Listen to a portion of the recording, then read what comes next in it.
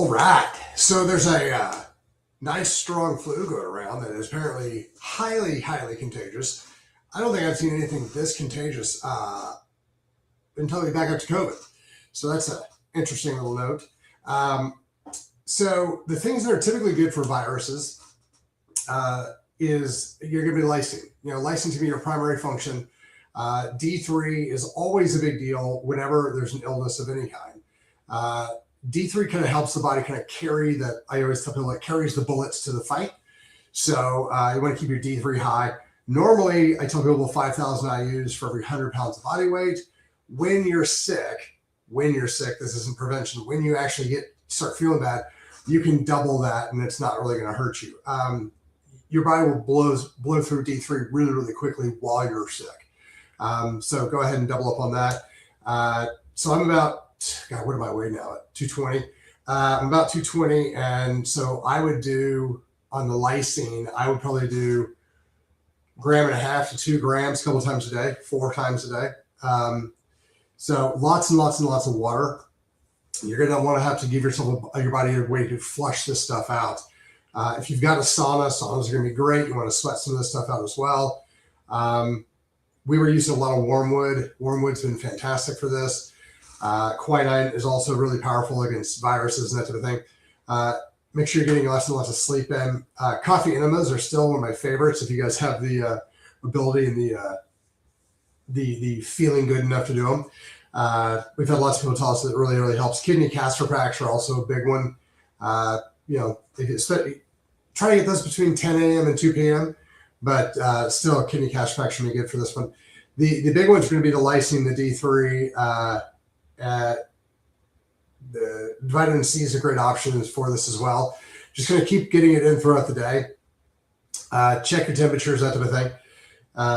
And then one of the big things, we've seen lots of mucus production from this. So you want to make sure that you're expelling that. If you're swallowing it, you're going to end up making yourself sick and you're going to throw up. Hydrochloric acid, the HCl will help break some of that down, but blow it out, like get it out of your body. This is a big one. I don't know why for kids, because they just kind of snort it up and swallow it, which is not a great option. So blow that stuff out. We've been seeing some interesting congestion stuff with the sinuses in the ears as well. If you can get in and get it adjusted, 2-3 days afterwards, that'll help out. Usually with high dose D3, high dose lysine, the wormwood, that type of stuff, you're looking at about 48 to 60 hours before you start feeling pretty good. I'm not a big Theraflu fan. I haven't seen it be super beneficial ever. I'm also not a big flu shot fan. There's research out showing that makes you more susceptible to getting the flu. It makes you feel worse as you go through. Research that on your own and check that out for yourself. But that's typically what we're seeing for flu. That should kind of keep things kind of moving through. But if you guys are getting that type of stuff, kind of check it out. But it is one of those things that's usually going to move through an entire household. So, a lot of times what we'll tell people to do is if one person gets it, try to isolate them, but everybody in the house should kind of up their D3, their lysine, and that type of thing as well. Just make sure that they get whatever they can to kind of stave off or prevent as much as possible. So again, the big one on this one is, if you have a fever, don't leave the house. Don't go, I know it's, Christmassy time, that sort of thing. Don't be around, other people. Don't go to the store, have somebody else go to the store for you. Try to stay isolated. Give yourself, if you can, 24 hours after your fever breaks. Just try to keep any contagion down. Wash your hands a lot, that type of deal. Masks are not going to help very much.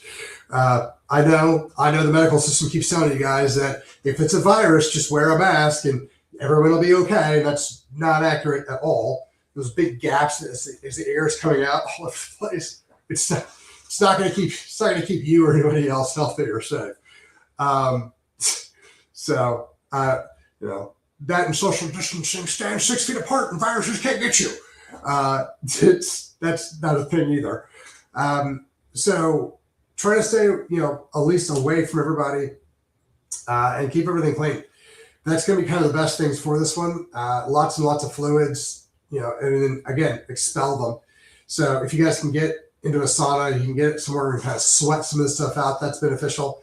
On fevers, typically, this is not for everybody, but typically you don't need to break, or I don't like to break fevers under 103 degrees. Once you get to about 103, I'm a Motrin fan. That would be my option for it. Colonic irrigations also work really, really well, especially in kiddos. We use it all the time when my kids were young. So just like a little bit of saline. That was the best one we used for them. So just like little squirt enemas for the kiddos. But that's typically what we were doing. When your fever breaks and you sweat all that stuff out, that's a great thing to do.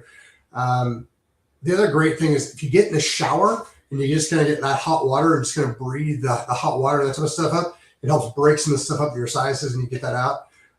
Decongestants are also beneficial for all this stuff. So, go ahead and jump on those sort of things.